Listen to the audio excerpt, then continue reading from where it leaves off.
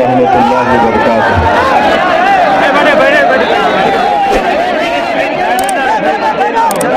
नशीन पे तशरीफ फरमा मजलिस इत्तेहादुल मुस्लिमीन के रुकने पार्लिमान मोहतरम इम्तियाज जलील साहब, कोटा दामन से मजलिस इत्तेहादुल मुस्लिमीन के उम्मीदवार मोहतरम जार अस्फी साहब, नशीन पे तशरीफ फरमा तमाम बुजुर्गान मिल्लत, जिम्मेदार हजरात, मेरे मजलिसी रुकबा, हाज़रीन इकराम, आप तमाम का बेहद शुक्रिया कि आपने आज के इस इंतखाबी जलसे में अपना कीमती वक्त निकाल कर शिरकत की। आप तमाम लोग बखूबी इस बात से वाकिफ हैं कि मजलिस इत्तेहादुल मुस्लिमीन इस बिहार के असेंबली के चुनाव में हमारे साथ उपेंद्र कुशवाहा साहब की RLSP party, Bahujan Samaj party और देवेंद्र यादव साहब की समाजवादी जनता दल और जनाब राजभर साहब की सुहेल देव पार्टी, हम तमाम ने मिलकर एक ग्रैंड डेमोक्रेटिक सेकुलर फ्रंट बनाया है, जिसमें हमने ये तय किया कि इंशाअल्लाह ताला आप तमाम की ताईद और दुआएं साथ रही तो बिहार का नया मुख्यमंत्री उपेंद्र कुशवाहा साहब को बनाया जाएगा। और आप ये बात भी जानते हैं कि मजलिस इत्तेहादुल मुस्लिमीन बिहार प्रदेश में 5 साल पहले हमने अपने सियासी सफर का आगाज किया, तो इसी सीमांचल की सरजमीन से हमने अपने सियासी सफर का आगाज किया। और जब मजलिस इत्तेहादुल मुस्लिमीन ने सीमांचल की पसमानदगी, सीमांचल के इंसाफ का मुतालबा किया, तो तमाम बिहार की दीगर सियासी जमातें, चाहे वो RJD हो, JDU हो, BJP, कांग्रेस, ये सब ताज्जुब कर रहे थे, ये कौन है, ये कौन पार्टी है जो आज आकर सीमांचल के इंसाफ की बात कर रही है। हमारे मुखालिफिन ने हमारा मजाक भी उड़ाया और सबने कहा कि ये सिर्फ इलेक्शन का एक हरबा है, इलेक्शन खत्म होने के बाद ये सीमांचल को याद नहीं करेंगे। मैं आज आपके दरमियान में खड़े होकर जिम्मेदारी के साथ कह रहा हूं कि 5 साल पहले जो हमने अपने सियासी सफर का आगाज किया, और हमारा नस्बुलैन यही है और आज भी है और कल भी रहेगा कि हम उस वक्त तक चैन से नहीं बैठेंगे जब तक के सीमांचल से इंसाफ नहीं होगा, सीमांचल की सरजमीन पर बसने वालों से इंसाफ नहीं होगा, सीमांचल को बाढ़ से राहत नहीं मिलेगी, सीमांचल के हर आदमी के घर तक रोड नहीं बनेगी, सीमांचल में जो अलीगढ़ मुस्लिम यूनिवर्सिटी है उसको सही यूनिवर्सिटी का मौक़िफ़ जब तक नहीं मिलेगा हम खामोश नहीं बैठेंगे। सीमांचल की सरजमीन पर बसने वाले मासूम बच्चे और बच्चियों के लिए मौसर स्कूल शिक्षा का इंतजाम नहीं होगा, हम चैन की सांस नहीं लेंगे। सीमांचल की जनता के लिए जब तक अस्पताल का इंतजाम नहीं होगा हम खामोश नहीं बैठेंगे, जब तक के सीमांचल के पूर्णिया में एयरपोर्ट नहीं बनेगा हम उस वक्त तक खामोश नहीं बैठेंगे।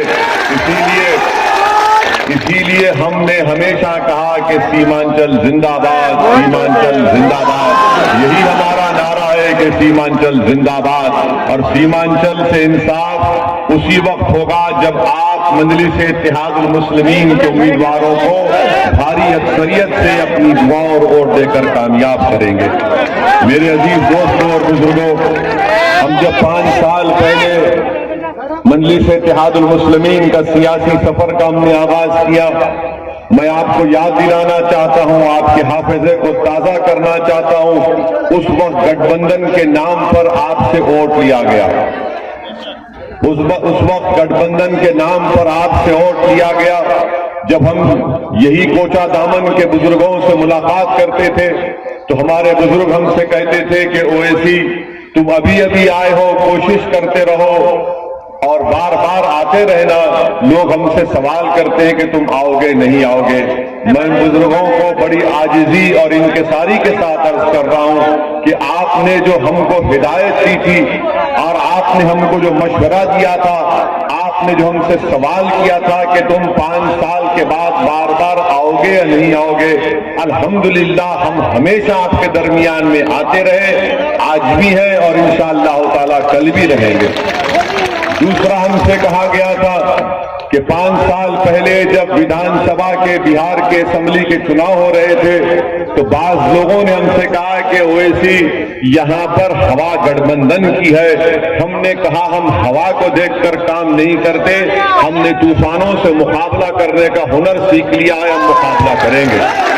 हमने मुकाबला किया अल्हम्दुलिल्लाह, अल्लाह की जात पर उस वक्त भी तवक्कल किया, आज भी अल्लाह की जात पर तवक्कल करके मुकाबला कर रहे हैं, क्योंकि हम जानते हैं कि हवाओं को देखकर अगर हम अपने फैसले बदल लेंगे तो फिर वो इंसान साबित कदम नहीं रह सकता, इस्तिकामत उसको नहीं मिलेगी, क्योंकि हमको जानते हैं कि हमारा मुकाबला हमेशा बातिल ताकतों से, बातिल कुव्वतों से होता रहा। और मैं जानता हूं कि जिस कश्ती में मैं सवार हूं उस कश्ती को साहिल उसी वक्त मिलेगा जब इन तूफानों का मुकाबला करते हुए जाएंगे।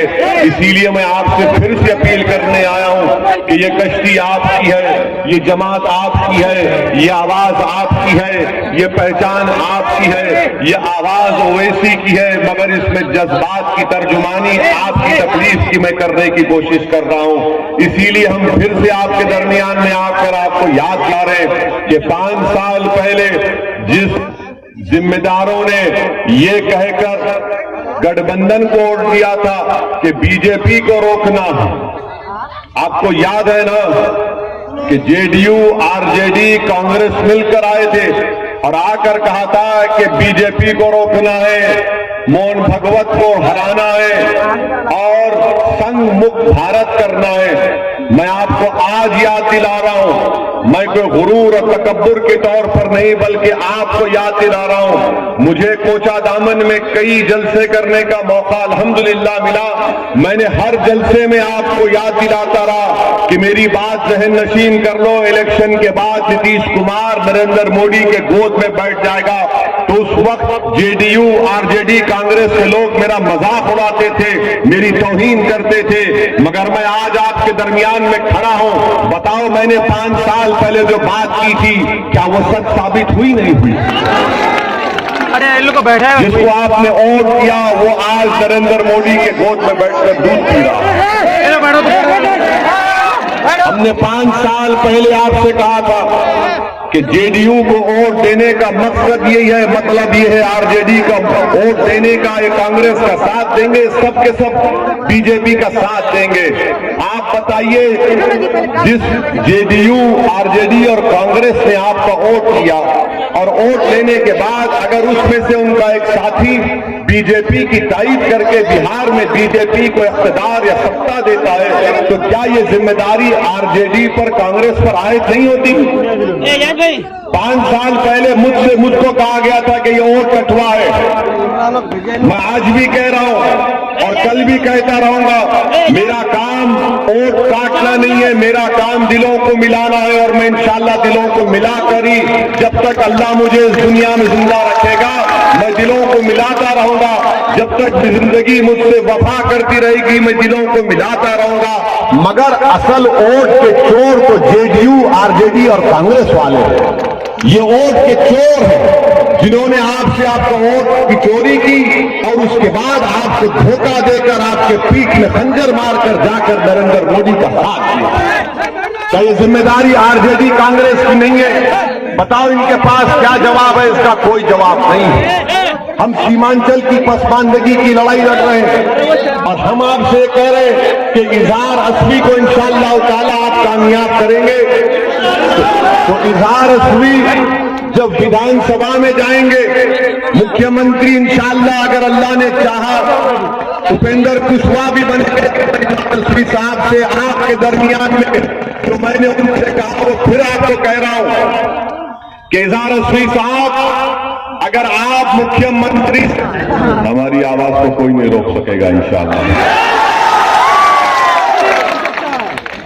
अगर इज़हार रस्वी की मुलाकात चीफ मिनिस्टर से भी होगी वक्त के, तो हम आपके दरमियान में खड़े होकर इज़हार रस्वी साहब से कह रहे कि ना आपकी गर्दन झुकी हुई होगी, ना आपकी नजरें नीची होंगी, बल्कि आंख में आंख डालकर, गर्दन तान कर, सीना तान कर आप सीमांचल के कोचा दामन के अवाम के मसाइल की तर्जुमानी करेंगे। जो यहाँ का विधायक जिसको वोट दिया गया था गठबंधन झूठ बोलकर, हमारे पीठ में खंजर घोंपकर, धोखा देकर और हासिल किया, ये इनको इनकी पार्टियों से, आरजेडी से, जेडीयू से, कांग्रेस से टिकट इसलिए दिया जाता है, इनको इसलिए टिकट दिया जाता है कि इनसे कहा जाता है कि तुम्हारा काम गर्दनों को नीचे झुकाओ, हमारी आंख में आंख नहीं मिलाना और हम तुमको जहां कहें वहां पर बैठ जाओ। मैं आपसे कह रहा हूं कि मैं इन चीजों को नहीं मानने वाला हूं। हिंदुस्तान की पार्लियामेंट में अगर गरीब अवाम ने मुझे इम्तियाज जलील को कामयाब करके भिजाया तो हम दो ही सही मगर अल्लाह के करम से 540 के ऐवान पर हम भारी पड़ जाते हैं जब हम बोलते हैं। ये मिजाज हमारा है और यही मिजाज इज़हार रस्वी साहब को इंशाअल्लाह ताला जब पटना में जाएंगे तो बिहार की विधानसभा में इज़हार रस्वी ना नजरों को झुकाएगा, ना गर्दन को झुकाएगा, बल्कि सीना तान कर कहेगा कि सुनो मोदी, अगर तुम्हारा 56 इंच का है तो मेरा 60 इंच का मेरे पास है, मैं यहां पर बताऊंगा कोका दामन की दास्तान को। आप पूछिए इन लोगों से, आरजेडी जेडीयू के लोगों से, कि तुमने 5 साल पहले हमसे धोखा करके झूठ बोलकर वोट हासिल किया, वोट कटवा कौन साबित हुआ बताओ आप? किसने आपके वोट की चोरी की और बीजेपी के साथ जाकर बैठ गए?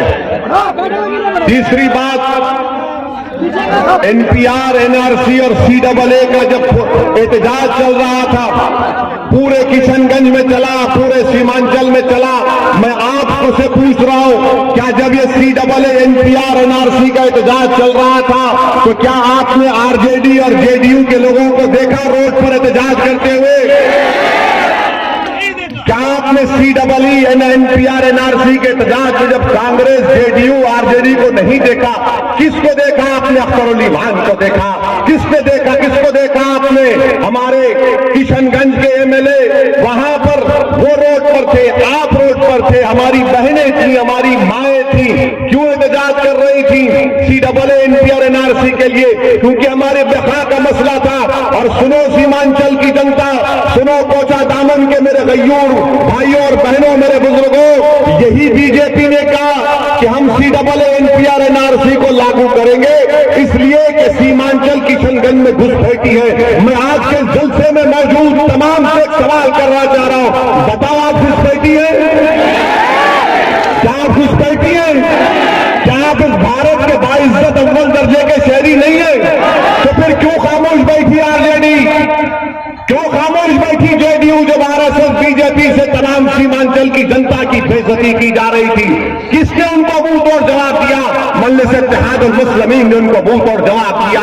टीवी पर पार्लियामेंट में उन्होंने खड़े होकर कहा कि किसने कहा तुमसे कि सीमांचल में घुसपैठी है? अरे ये वो लोग गयूर लोग हैं जिन्होंने पाकिस्तान के पैगाम को ठुकराया, जिना के पैगाम को ठुकराया, तुम्हारी नाइंसाफी को बर्दाश्त कर रहे हैं। तुमने इन पर जुल्म किया।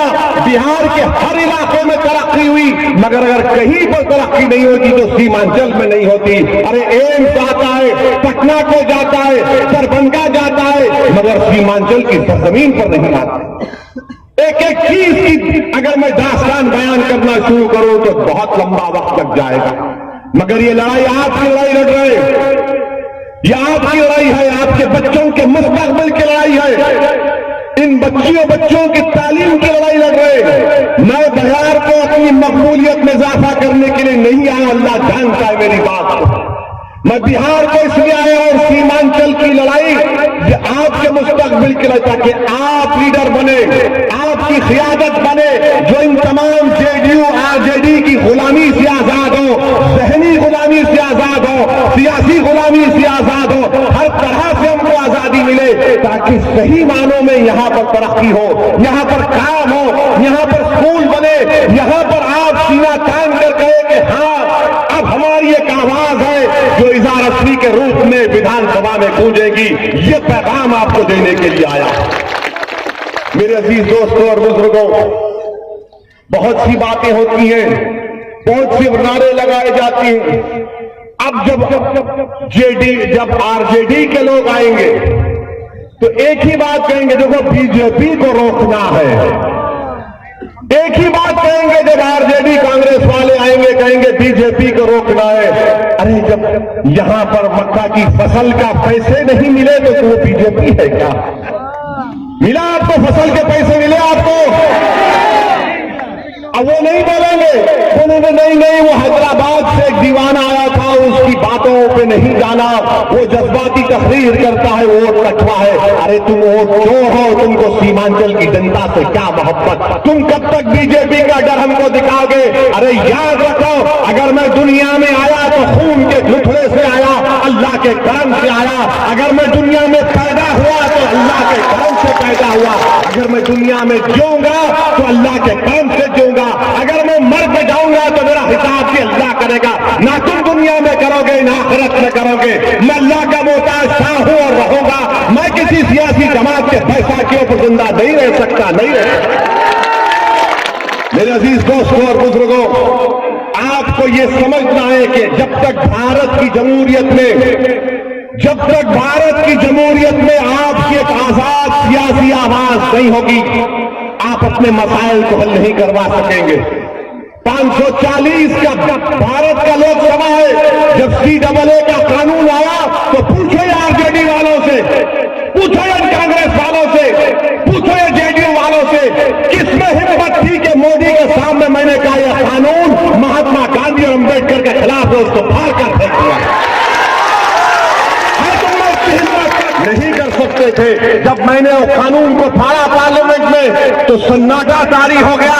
किसी एक बीजेपी के JDU के MP थे, बोले कि वैसी तुमको डर नहीं लगता। मैंने कहा किससे? तुम्हारे बाप से या अल्लाह से? मेरे अजीज दोस्तों और बुजुर्गों, आज मैं आपसे अपील कर रहा हूं कि असलियत को थोड़ी देर के लिए छोड़ दीजिए, बल्कि हमेशा के लिए छोड़ दीजिए। असलियत को छोड़ दीजिए। दुश्मन सिर्फ कमजोरी देखता है और उस कमजोरी का इस्तेमाल करना चाहता है, इस्तेमाल करना चाहता है। और याद रखिए, यकीनन हमारी एक शनाख्त तो शनाख्त पर रही है, मगर उसको दुश्मन को फायदा पहुंचाना मत, उससे दुश्मन को ना फायदा पहुंच जाए। बहरहाल ये पहला जलसा है कोचा दामन का, और भी जलसे होंगे, मैं आता रहूंगा। मैं आपसे इस उम्मीद से जा रहा हूं कि अब की बार इंशाअल्लाह ताला आप मुत्तहिदा तौर पर अपना एक और मजलिस इत्तेहादुल मुस्लिमीन के उम्मीदवार जनाब इज़हार असली साहब के हक में इस्तेमाल करेंगे, जिनका इंतखाबी निशान पतंग छाप पर बटन दबाइए और इज़हार असली को कामयाब करिए। और आपको और एक बात बता रहा हूं, JDU वाले सुन लो, नीतीश कुमार अपनी जिंदगी का आखिरी इलेक्शन लड़ रहे हैं इंशाअल्लाह ताला। नीतीश कुमार अपनी जिंदगी का आखिरी इलेक्शन लड़ रहे हैं। बहुत बोले थे ना नीतीश, वोट कटवा। अरे याद रखो, जब तुम झूठ बोलते हो तो वक्ती फायदा हो सकता है, मगर जीत हमेशा सच्चाई की होगी। तुमने झूठ बात कही थी, आज इंशाअल्लाह तुम्हारा वैसे ही खात्मा होने जा रहा है। सियासी तौर पर अब नीतीश कुमार नहीं जीतने वाले, टाटा बाय बाय कर रहे हैं। बीजेपी नरेंद्र मोदी दो घोड़ों की सवारी कर रहे हैं, एक घोड़े नीतीश पर बैठे, एक पे LJP में बैठे। नरेंद्र मोदी दोनों का अस्तबल में बन के दूल्हा पाना चाहते हैं, मगर हम ये होने नहीं देंगे। बहरहाल मेरे अजीज दोस्तों और बुजुर्गों, मेरी इज्जतदार मां और बहनों, में आपसे अपील कर रहा हूं कि मजलिस इत्तेहादुल मुस्लिमीन के हक में अपना वोट देकर कामयाब करिए। हमारी लड़ाई सीमांचल की है, बिना लिहाज और मिल्लत हम सीमांचल की तरक्की के लिए काम करेंगे, इंसाफ की लड़ाई लड़ेंगे, और इसमें आपके वोट, आपके ताउन की बेहद जरूरत है। अस्सलाम वालेकुम व रहमतुल्लाहि व बरकातुहू।